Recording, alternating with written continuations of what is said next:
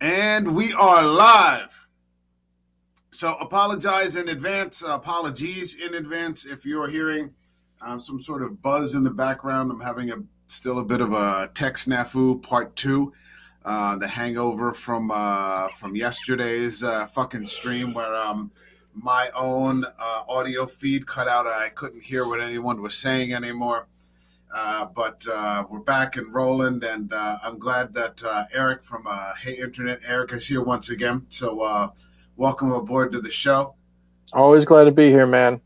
Yeah, man. It's always cool to have you here. We're going to have to I was here last night, and you were here in the comments for the last exorcism, and I was talking to Doug after the show, and he's getting it on some of our Halloween panels.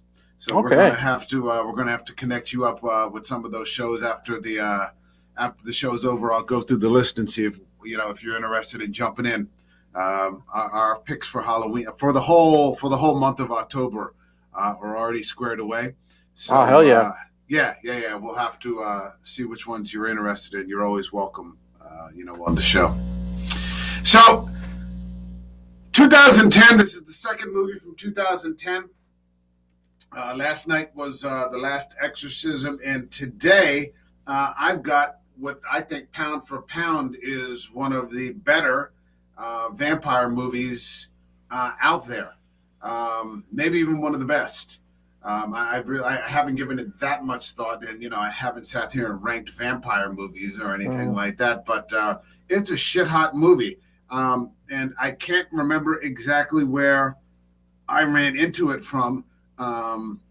Or where I ran into it, but within the first couple of minutes, I was just fucking hooked, and that's StakeLand. So that's what we're talking about tonight, and if you're ready to go, we can get it rolling.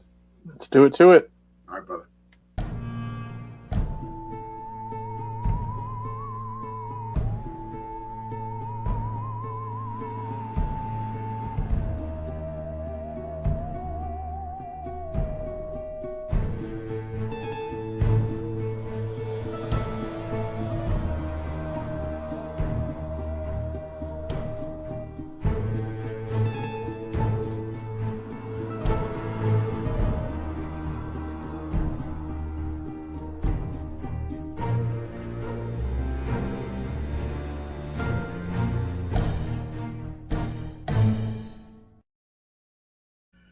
So we're here talking about StakeLand, and again, I can't remember exactly how it is that I stumbled into this movie. I don't remember if it was a streaming service or back in the dark days when I was still doing torrent downloading, and it may have just come up in conversation because I was overseas, and so you didn't always have access to all the movies and channels that you wanted back in the day. But I remember watching this, and within the first 5 minutes of the movie, I was like, oh shit, these people are fucking going for it here. And I was just along for the ride. And anytime I have an opportunity to watch it, I mean, again, it's not a movie I watch very often because I still want to enjoy it. I don't want to get tired of it. But anytime I have an opportunity to watch it, I will. I'm proud to own it, DVD, and maybe somewhere down the road we'll get to part two. Yeah, I don't think I had even heard of this, and I don't know how the conversation came up between you and I initially. But you had been on my ass for probably about a month. Hey, have you seen StakeLand yet? Have you seen StakeLand yet? Yeah. And I'm like, work's crazy, life's crazy. I'm preparing for my podcast and this and that, and then like other episodes I've done with you here. And I finally, I think I took like a picture and sent it to you through Twitter, and I'm like, we're ready to do it. And holy shit, dude! Yeah, wow. Yeah. It's always awesome to turn somebody on to a fucking great movie, that they haven't even heard of before. If I remember correctly, I think it was maybe an episode of Something Shitty. This Way Comes, and this was one of the alternate movies that I can't remember what the movie might have been. It might have been, yeah.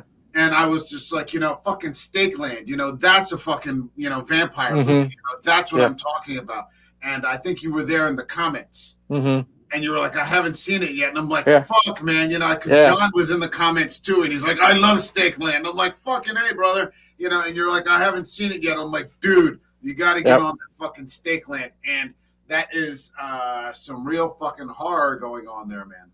Oh yeah, absolutely, and we're obviously going to get into the opening, but like you said, man, right away, this ain't sparkling vampires. This ain't the Lost Boys. This ain't Dracula. This ain't any of that romantic shit. No, you know what I mean. And what's so impressive is that I won't use the term cheaply made, because that can sort of mar up or imply or that you're talking about the quality of the movie, but it's just so inexpensively made. Yes. Practical effects. Mm-hmm. No CGI. By and large, not an A-list kind of casting.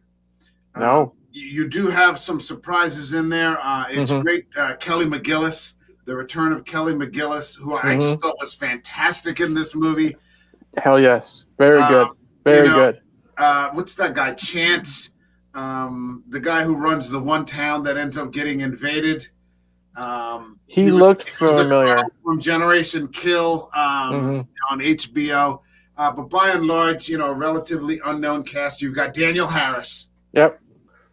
Always great to see her. Yeah. You're usually onto something pretty decent nowadays when you see her in there. I think she's a little on the picky side at this point, When it comes to horror, she can pretty much have her pick of what she wants to, get involved in. This was just a fantastic movie. And I should say that this time when I watched it, I actually used the audio commentary. Okay. Director and the stars, Mr. And Nick, and one of the producers, I think, or two of the producers, something along those lines. And this movie was originally supposed to be a series of webisodes. Really? Okay. Yeah, they were going to be small vignette, sorts of like a series. I think it was set up for 12 or 13 episodes, very brief, 10 minutes long, and that was originally how it was pitched as separate scripts. And then someone got the idea. I can't remember because I didn't, write everything down. But they should just put it all together and make, one movie. So this movie starts out where I guess you could, their idea wasn't necessarily that it was going to be this apocalyptic setting, but that is the setting for the movie. Where sort of somehow, and it's never explained, vampires have taken over the world, and they're not your, like you said, whining and dining kind of creatures there. These are awful, mindless, shrieking kind of things that will just, tear you to pieces. And there's this, I guess, family, hiding in the barn. And suddenly, the kid ends up running outside, and, the dad's trying to fix the car, and, the family's all huddled together for safety. And when he goes outside to chase after the dog, all hell breaks loose inside the barn. And essentially, within a matter of a minute, his whole family has just been decimated. And that's where you finally meet, perhaps the main character through the whole thing, Mr. Yep. And that's the only name he goes by throughout the whole thing, who's like a bit of a Charles Bronson type, going at it with these. He's like a vampire killer who saves the boy Nick, and they go Martin. back. I think his name is Martin. Martin. Was it Martin? Yes. Oh yeah, it was Martin. You're right. It's Martin. I think his real name is Nick. And they go back into the barn, and this is still within the first 5 minutes, and you see this vampire eating a fucking baby. Yep. And you're just like, holy shit. You're like, what the hell is this? And go ahead. Because it's well, first, like I said, we were talking about how this ain't, the air quotes typical vampire that we're used to since we've grown up. These are more like, to me, like, I don't know if feral is the right word, but they're more animalistic, kind of like if you've ever seen 30 Days of Night, that type of like vicious vampires. Yeah, And you said it perfectly when you set it up perfectly. When Martin goes back in, I believe he sees his mom already dead, and his dad is dying. Yeah. Then you hear the baby crying. Like, I totally forgot there was a baby in this scene. You know what I mean? And then, holy shit! It's this perfect shot of Martin's POV, and he's looking and looking, and you hear the baby crying, and suddenly the baby stops. And then I think it's his flashlight, and you have this scary looking fucker like hunched up in like the corner of the barn, biting the baby, and then he looks at Martin, and that's bad enough. But then he literally just drops the baby to the ground, like a 5-pound potato sack. and you're in for some shit, because this is literally less than the first 10 minutes. It's on, and it's on from there. A bit of information I got that first, the baby vampire, was a guy named James Goggin, and he was a puppeteer that actually worked with Jim Henson. No shit. Yeah. So I mean, like, all these people are like, you're like, wait a minute, what? Like, he worked with Henson. That doesn't fit.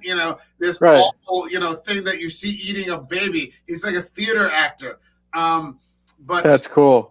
They just, were able to get all these great people that they're either, that the film company is either, on great terms with, or has worked with them before, moved on to other things, and we're just so happy to come back and do anything, for this production again, that, you just got the strangest people, and I mean, you're watching this baby get eaten, and then, the Mr. character, he saves the boy, and they end up killing the vampire, and it's just on from there, man.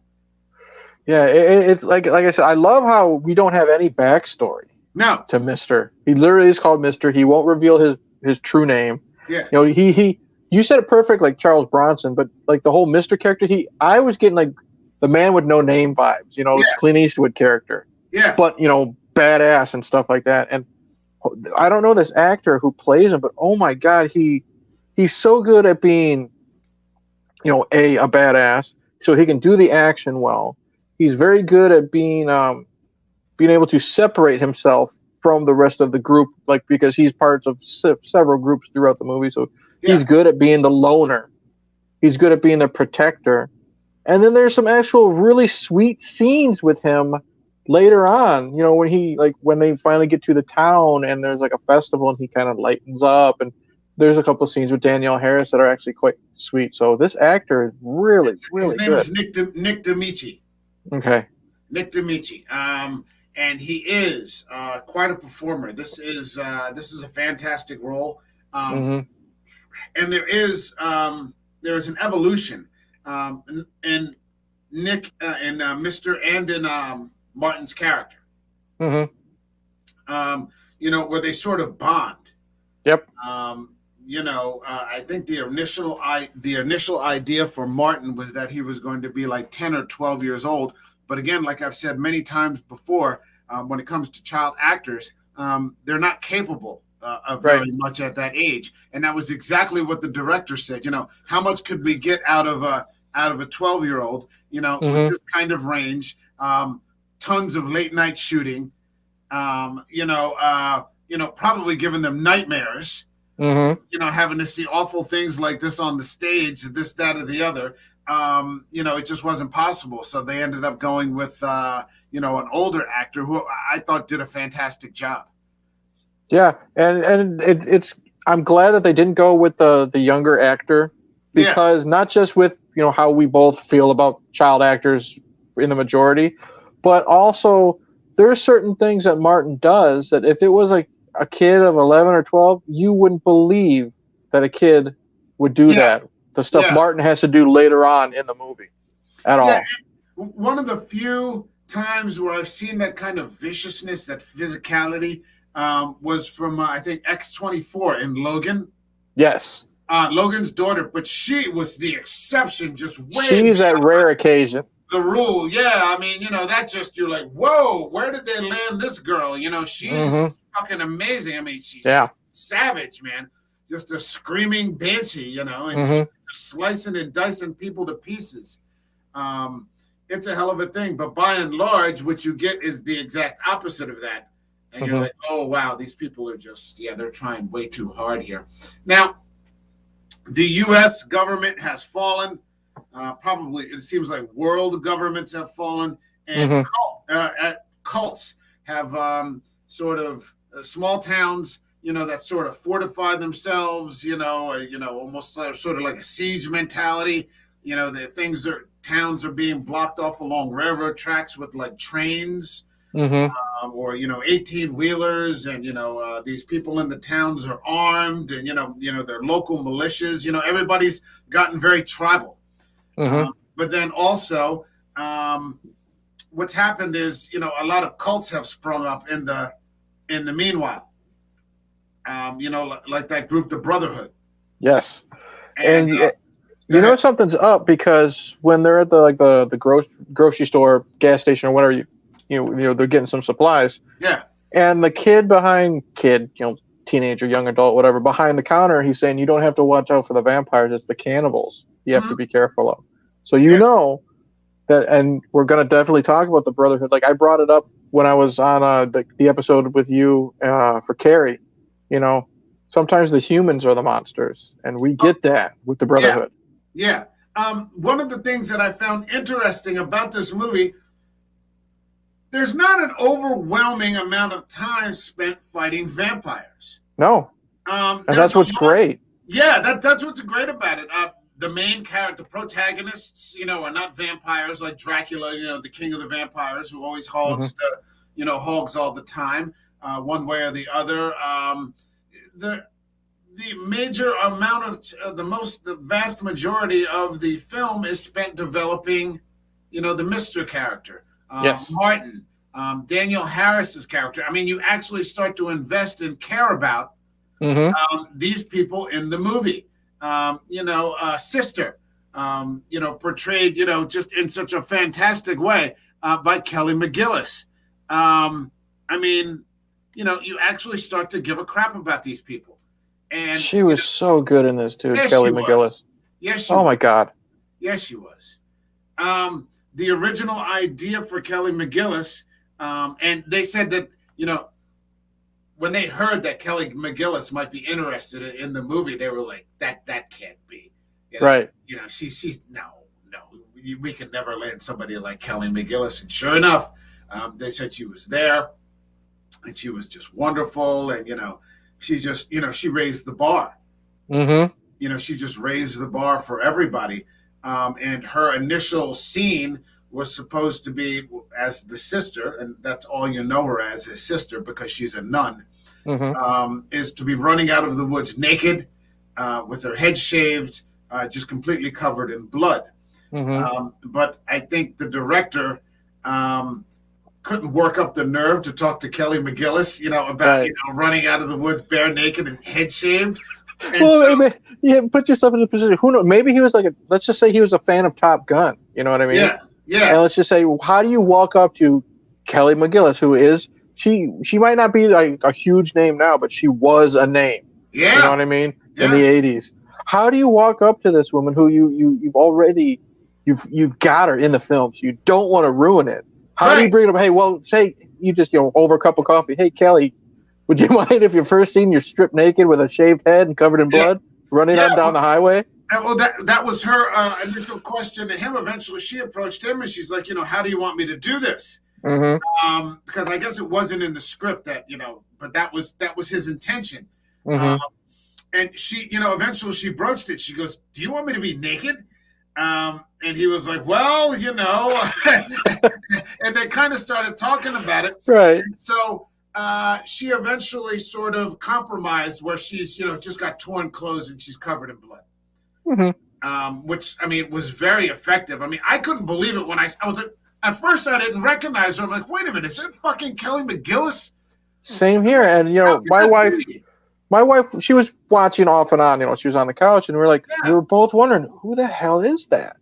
So I went on to you know everybody's research, Wikipedia. Right. Yeah. So I clicked on. I'm like, Kelly McGillis, and my wife's name is Rachel. I'm like, Rachel, who the hell is Kelly McGillis? We couldn't figure out.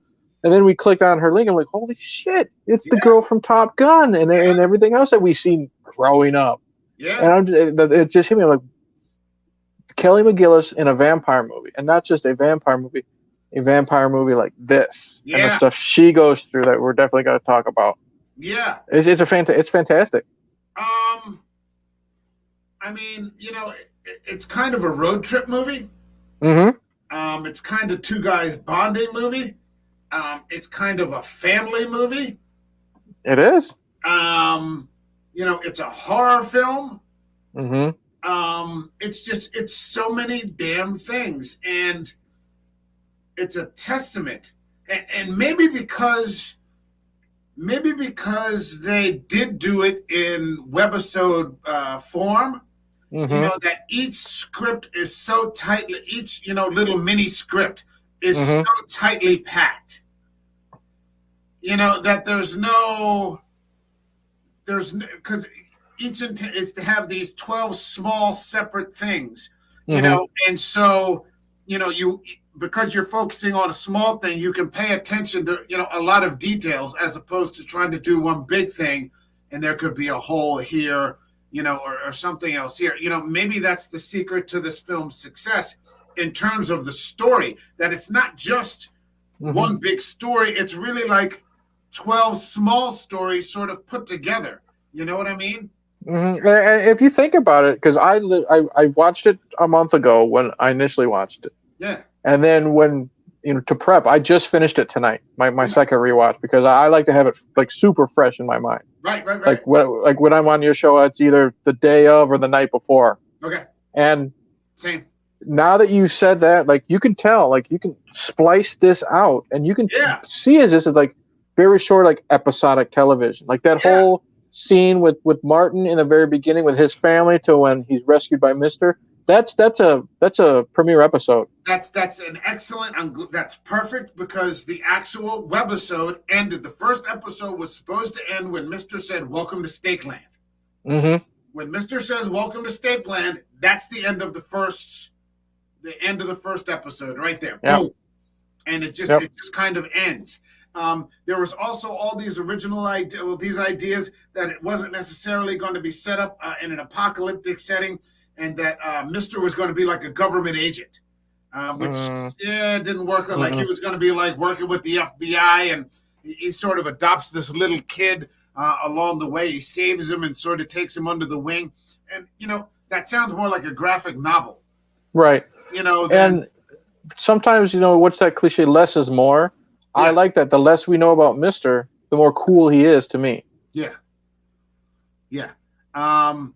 This is two separate shoots.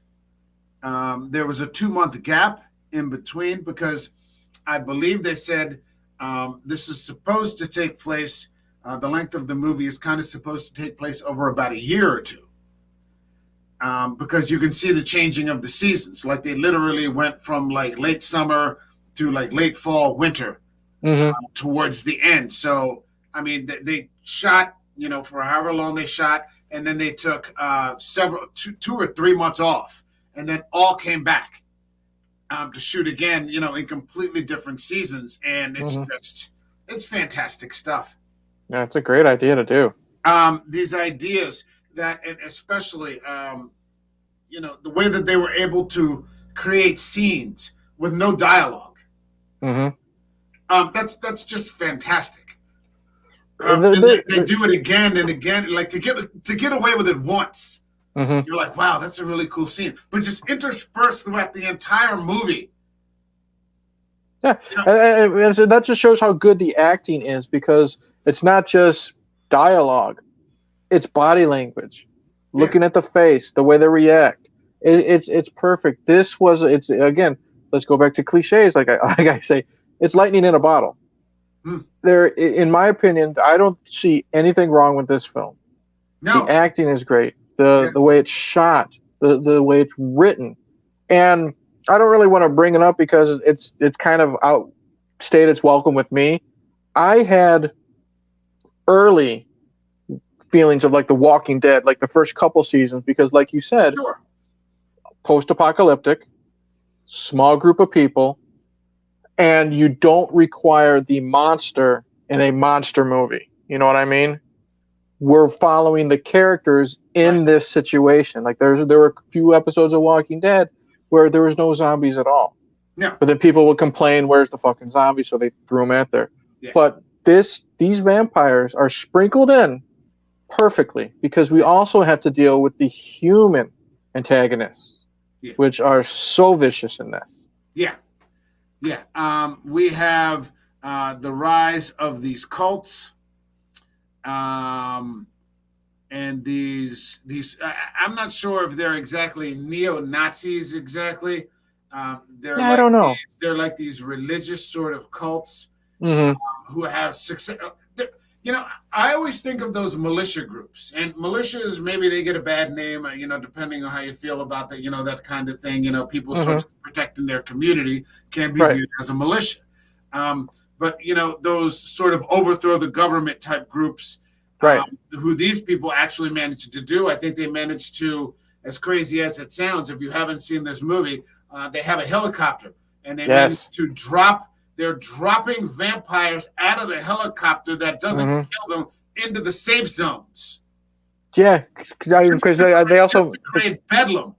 Yeah, because they mentioned like the helicopter. Well, the helicopter heavens. They mentioned they one time filled like a Jeep or a bus or something, and it drove through like the gates to a community and just let the vampires loose. Yeah, they're terrorists. It's a terrorist organization. I shouldn't say militias. They're terrorist organizations who successfully managed in this time to knock over the government. In the middle of this sort of unprecedented kind of thing. And here's the guy Goggin, who's actually a puppeteer, who's a puppeteer for Henson. That's amazing. Seriously, I think of Fozzie the Bear right there. Fozzie is the first thing that springs to my mind when I see this fucking guy. But I mean, these are just these awful sort of people that are just evil and capitalizing, at the worst possible time to overthrow. The world, which, they sort of succeed in doing, but then again, they're not really in charge either. They've just, like most people who just want to tear everything down, they can't see 2 inches in front of their fucking nose to figure out what comes after. Yeah. They're so busy ripping and tearing that, hey, wait a minute, we've got nothing after this. Right. But it also makes you wonder how much of a stronghold the Brotherhood has in the country, because it seems like you said, over the span of a year, Mr. Martin, when Daniel Harris joins the group, I'm sorry, I don't want to just call him the black guy, but I don't know the character's name that they meet up later on. Right. They're going from town to town to town to town, and it seems like everyone is warning them about the Brotherhood. Yeah. So we don't really know how big the grip is. But their reputation is so hot, it's so large that it's like you can't escape them. Yeah, and they're just murdering people along the road. They're kidnapping. Women are used as sex slaves. They're raping poor. At some point they managed to, take down Mr. and Martin and sister. And it was a booby trap. Yeah, they tricked them with the recording of a crying baby. Yeah, so they were able to go into that bassinet, and then you see it's a tape recorder, and then boom. Yeah, they've got like a Jim Jones setup where it looks like everybody's drank the Kool-Aid and everybody's dead, and these people run over thinking that they could save these babies, and and it's like a toy baby. With like a voice recording or something like that, and all those people aren't dead; they're just carrying weapons. Yep. They go through all that trouble just to lure in 3 people. Yep. So it's like they're bored. I thought they were doing it because they were bored. They needed something to do because they're this sick in the head. Yeah, it's entirely possible. I mean, when we meet Kelly McGillis, she is literally on the run from being raped by the leader, the leader's son. Yes. like two men are trying to rape her, or they have already, and she's making a run for it. She gets taken in again. I mean, this is her character is just so long suffering, and I realize we're sort of just going at bits and pieces of it here and there, but on the other hand, I think there are a lot of people out there that haven't seen this movie necessarily. So every once in a while, I just kind of want to give it a dust off, so to speak. We did the same thing with Howl. We didn't want to spoil too much, but we wanted to give enough so people would get interested and then make their own decision. But because there's some good stuff in this movie that I don't think we should spoil. You know what I mean? Yeah. We've been lucky that way, you and I. With these movies that we've been covering, we've come up with some shit hot movies. I know. I think we started with you and I. What did we start with? Zombies. Let's see. I'm trying to think. The first time I was on with you was Halloween 1 and 2, Rob Zombie, and then I know I've done The Terminator with you. Right. We've done First Blood, Carrie, this, and Howl. Yeah, I was gonna say we did something after First Blood before Carrie. Yeah, there might have been something in the middle that I'm thinking of, but those were the major ones that I remember off the top of my head. No, we didn't do the Dead Zone, did we? No. You and I. No, maybe it was myself and Rod. Rod and I. Maybe we did the Dead Zone. Okay, or maybe it was John. I can't remember. But we've been fortunate, my friend, with these flicks, and the fact that they're out there, and I've always been happy about turning people, or and in this case with you onto these movies that you haven't seen yet. They're just a real treat to watch. Oh God, like I said, I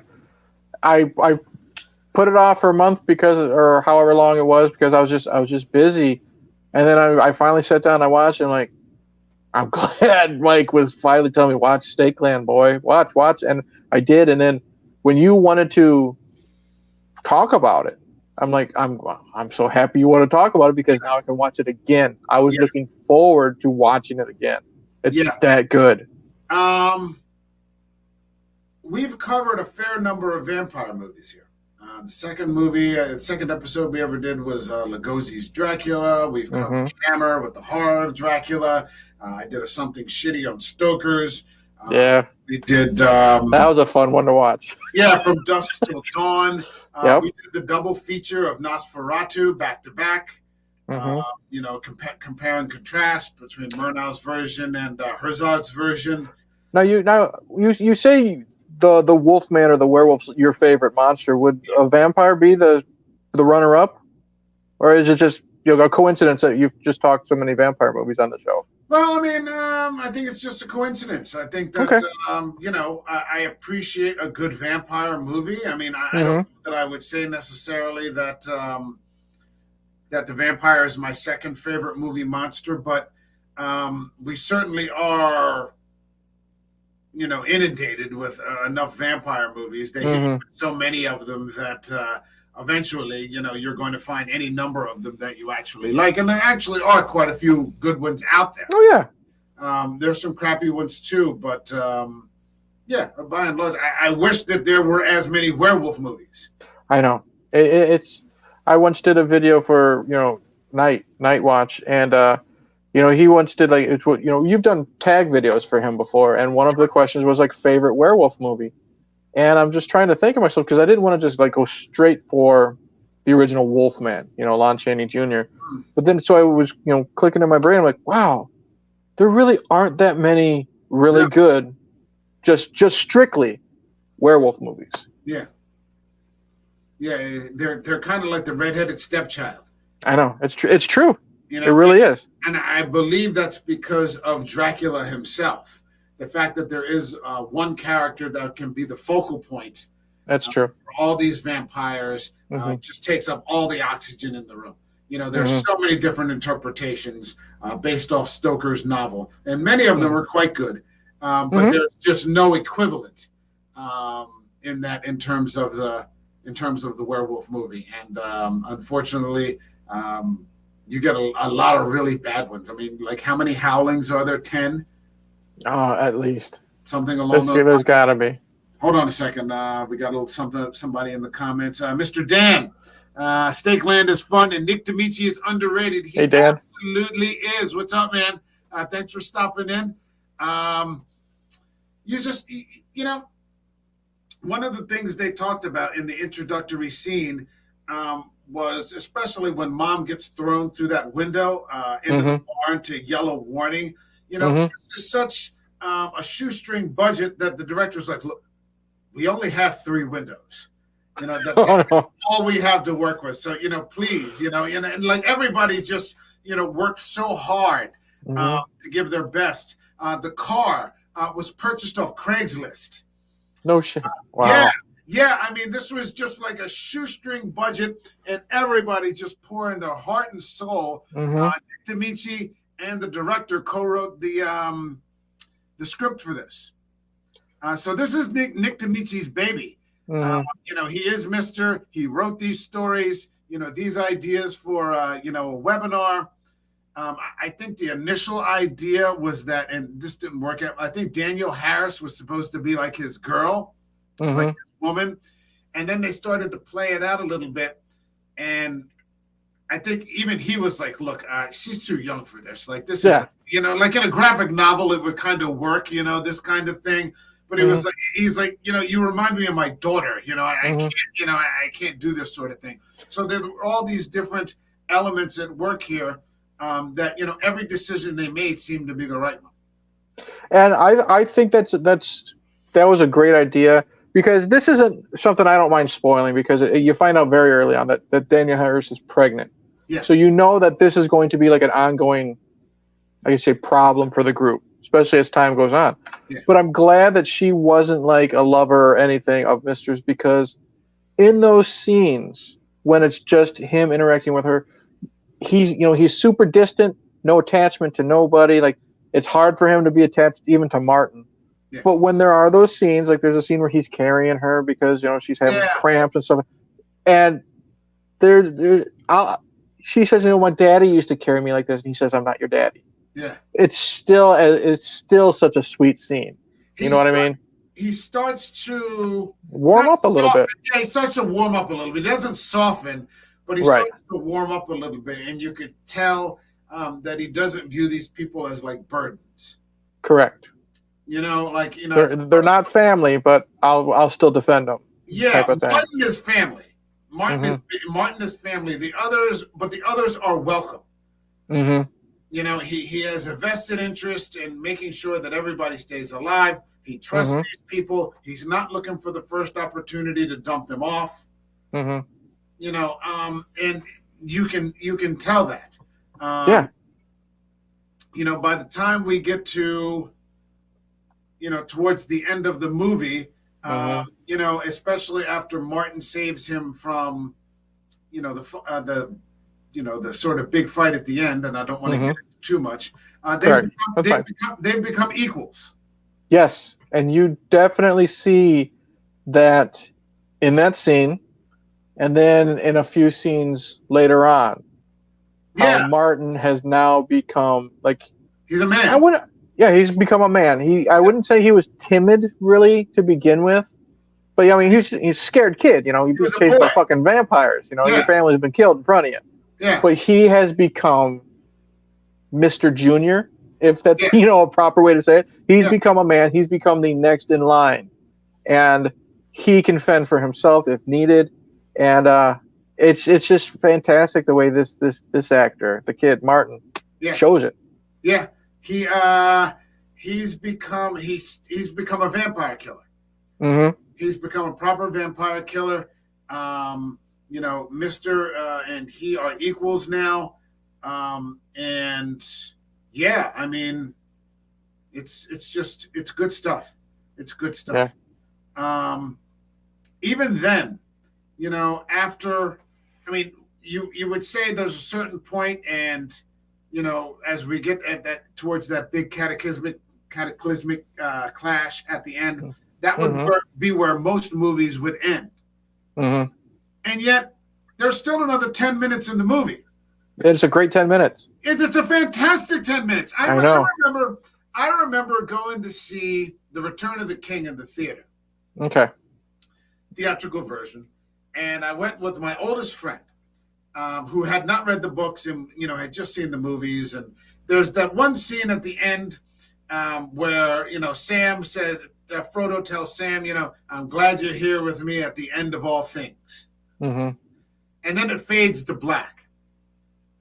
And then it brightens up again, and you see the Eagles are coming with Gandalf to rescue the hobbits. Mm-hmm. But when it faded to black and then came back, my buddy leaned over to me and he goes, "There's more?" Because he had already been in there for like 3 hours, and he's Right. like, it isn't over yet. How much more there can there be? But, I'm not criticizing those movies. I love them. But I was just, making that point. Sometimes, things can get a little long in the tooth. But here we had one more episode, one more webisode. You can tell that, these, like you said, these really are these independent sort of, they're not even scenes. They really are episodes. And that's a welcome 10 minutes, of transition, into the credits, where, things end on in a way that you can be satisfied with. Absolutely. Even if I haven't seen the sequel, I will watch it. I've heard both good and bad. Yeah, but, I got it coming on Blu-ray. I bought a used copy just for the sake of having it. Yeah, I'm gonna watch it just because how much I enjoyed this one. Yeah. But I'll say this: the way this movie ends, if there wasn't a sequel, I'd be so happy. I would be so happy.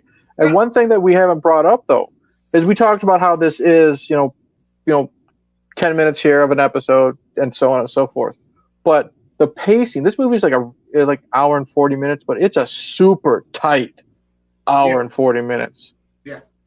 It's so good. There's even when it's not action, when it's just character development, you care about these characters so much. There's no lag. There's no drag. You're never bored because you want to get to know these. When they, I'm not going to spoil it too much, but when they go to the town and the town's having a party, you're having fun. It's great. Like I'll pull this reference out of my ass, okay? And bear with me. It's like, for lack of a better comparison, the new Suicide Squad movie. Just bear with me in this scene, okay? I like that. You have all these characters going through so much shit, so much hell. Both the Suicide Squad, and StakeLand. Then you have this one scene where everyone's having fun, like when the Suicide Squad's having fun at the bar. You're feeling happy for them, even though in 2 minutes something bad's gonna happen because we've seen all these movies before. You're happy for them. They finally have a moment of clarity, a moment of peace. Like I love everybody dancing. Mister is dancing with a little girl. Yeah. You have their new compatriot. Someone asked him to dance. He doesn't want to. And then finally, asked him to dance. He finally puts down his ice. He puts down his ice cream and he goes and dances. Danielle Harris grabs Martin, and she forces him to dance. You can tell he doesn't want to, but then he lightens up, and then he's reunited with sister. And it's just a sweet scene, and it's needed in this type of a film. Yeah, you need some relief because that's one thing we haven't talked about. I mean, and maybe you picked it up by implication. This is a very dark movie. Mm-hmm. This is not a happy movie. It's a humorless movie. Pretty much. There's no one-liners. No. Or anything no jokes. Like this. This is seriously dark stuff. And I'm so glad that you mentioned that town scene because that one scene where Nick walks out of the store. There's that one scene where Danielle Harris leads Mister into the store because she wants that new dress. Mm-hmm. And they go right to the dress. It's like, come on, give me this new dress. And then it pans right into the night where Nick walks in and the party, you see the whole party. And right up until the part where the party ends, that's all one shot. Mm-hmm. And they were talking about, how, pleased they were that they were actually able to make that happen.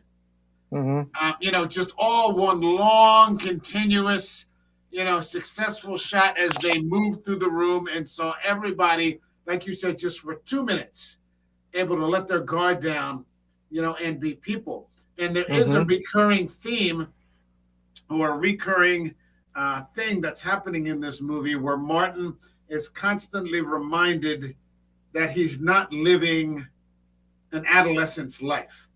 They talked about the nude cards. Yep.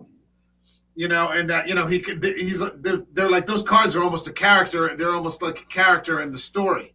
Right. You know, the fact that he has no one. Correct. You know, Mr. goes to the one town and he picks up that bartender.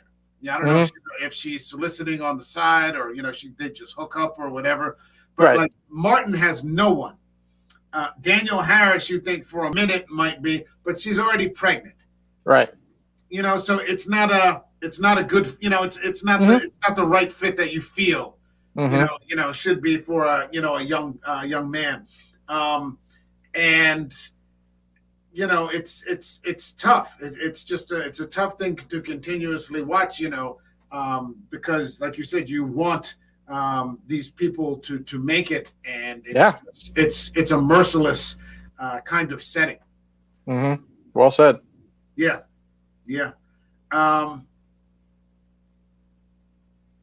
If you're watching this video, if you see it on the upload or, you know, on the replay or something like that, go check it. Hold on a second. Let me see if this is streaming anywhere right now. It's on Tubi for free. Oh, is it on Tubi? That's where I watched it. Yeah, both times. Okay. I recently, I remember I told you I downloaded Tubi, but then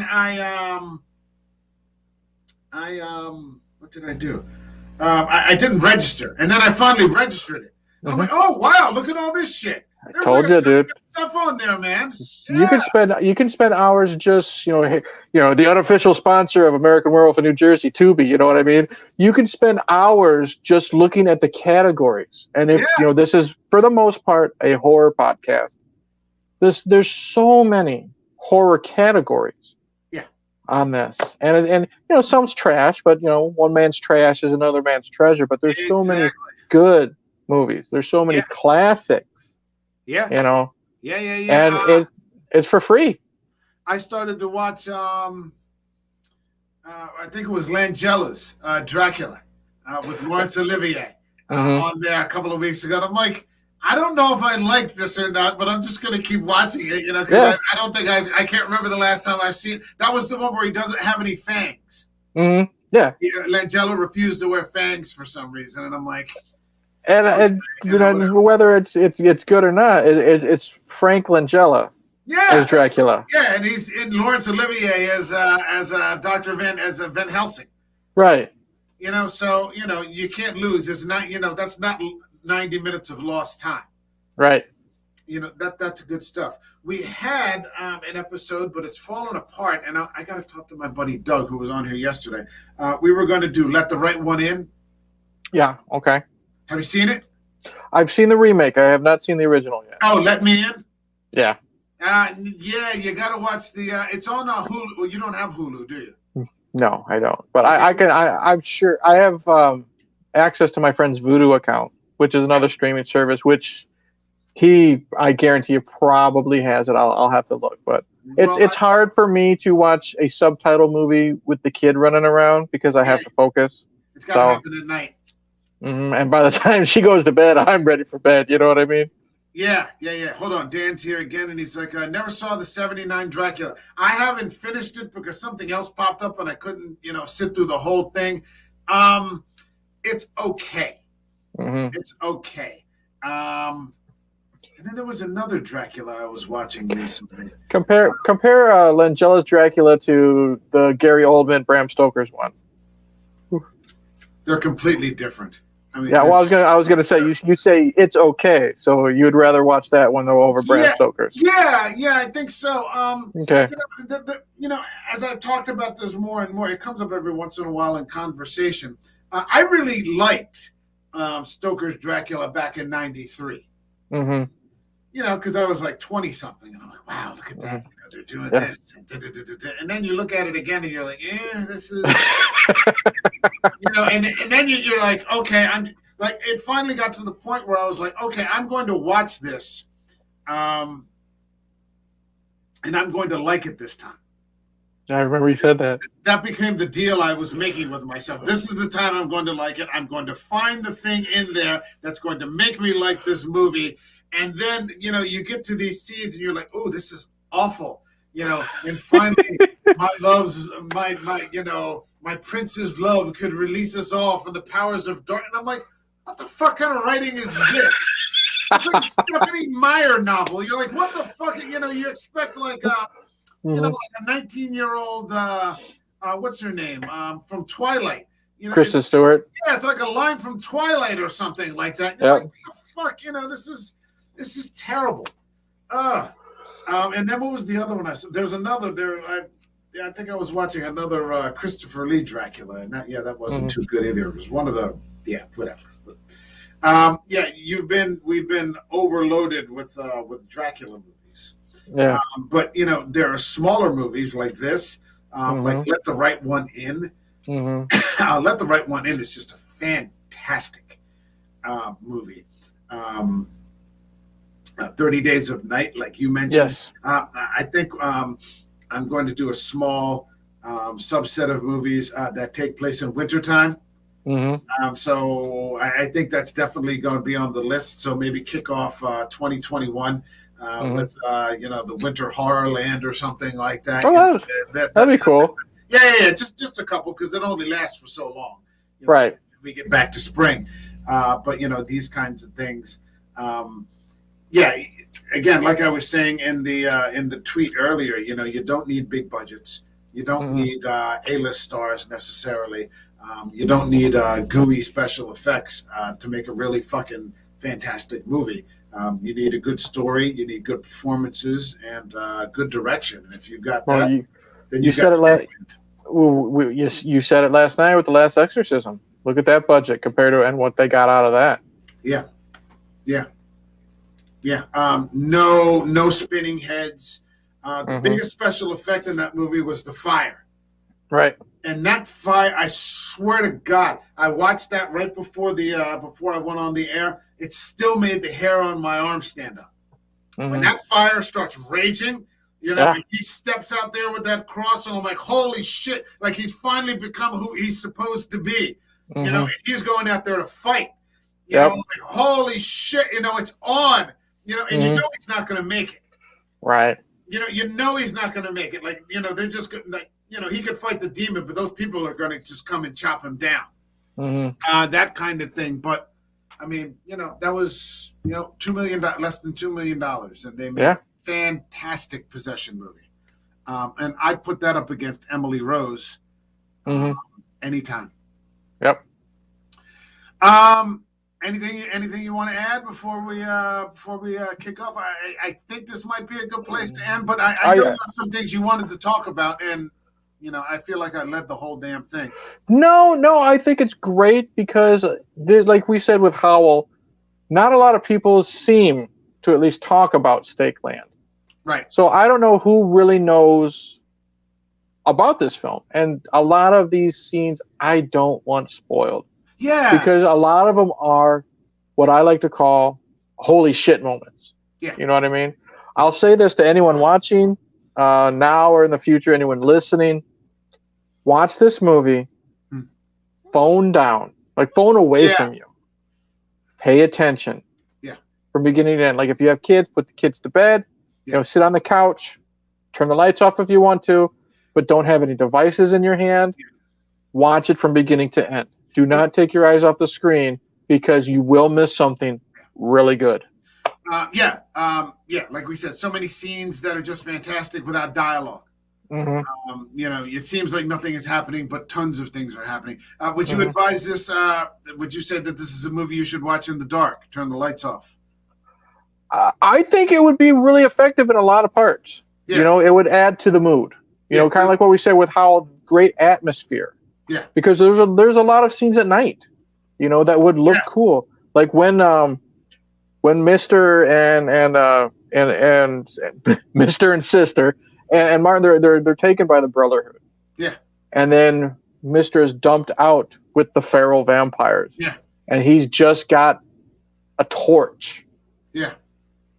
And it's in pure darkness in the woods. You get that right. Perfect. You get that feel if you're watching it in the dark, like you're there with them. Yeah, I assumed that was it right there when I saw. I was like, oh shit, Yeah. they took it right off the board. Fuck. Mhm. You know, I was like, holy shit. You know, this is a hardcore movie, man. Or the scene in the cornfield. That I'm not going to say anything more about the cornfield scene because it's let's just say it's a hard scene. Yeah. Because like I said, we've come attached to, and I'll just say that there's many characters in this scene, so you don't know who I'm talking about, but you're attached to every one of them, and it gets tough. You know what I mean? I'll leave it at that. It gets tough. So check it out. Dan says he's glad we covered this, and he'll go back and rewatch from the beginning. Yeah, you got to, man. Yeah. You got to. That's a fucking great movie, and it should definitely be celebrated. All right. I think this is as good a place as any to close off. Thank you to Eric. Thanks, man, once again for coming on board. We're going to hook it up again real soon. Stay with me after the outro. You got it. Always a pleasure, man. I'm glad every time you ask me on, man. You know what I mean? I just love shooting the shit. Yeah, definitely, man. We got that in common. Okay, that will be it for this week. Next week, I will be on I'm actually my first time as a guest on another podcast. I've been invited on the Walk the Podcast. Okay. And I'll be covering a double feature.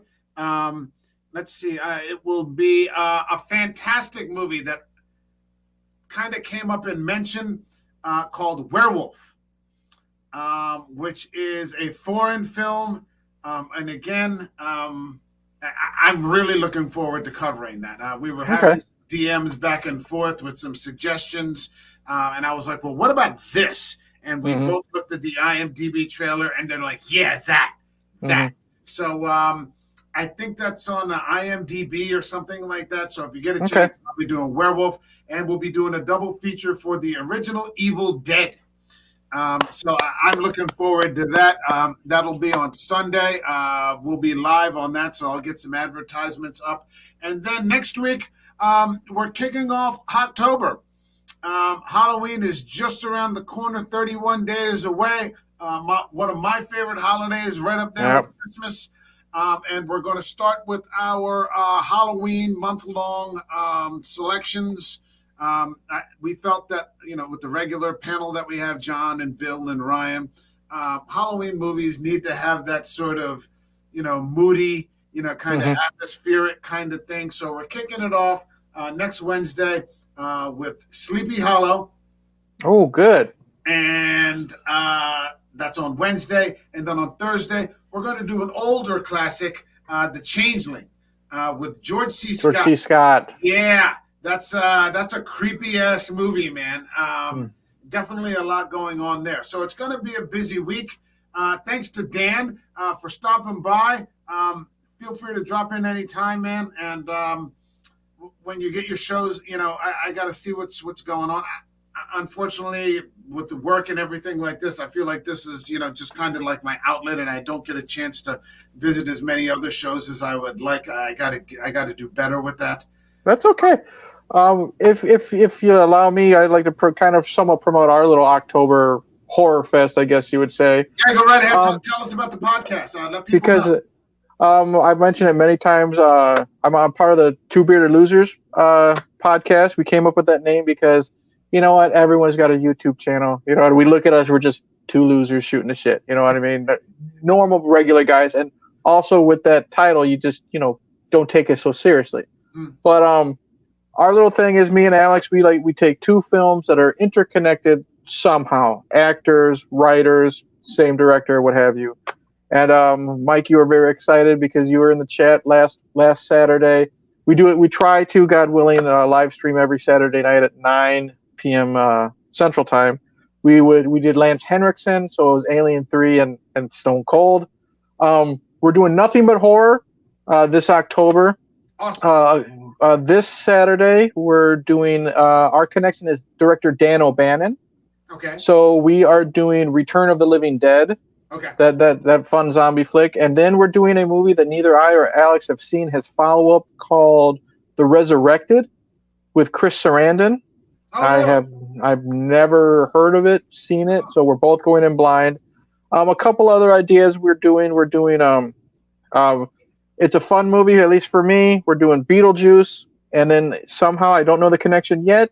Alex chose Stephen King's Thinner for that episode. I made the same look.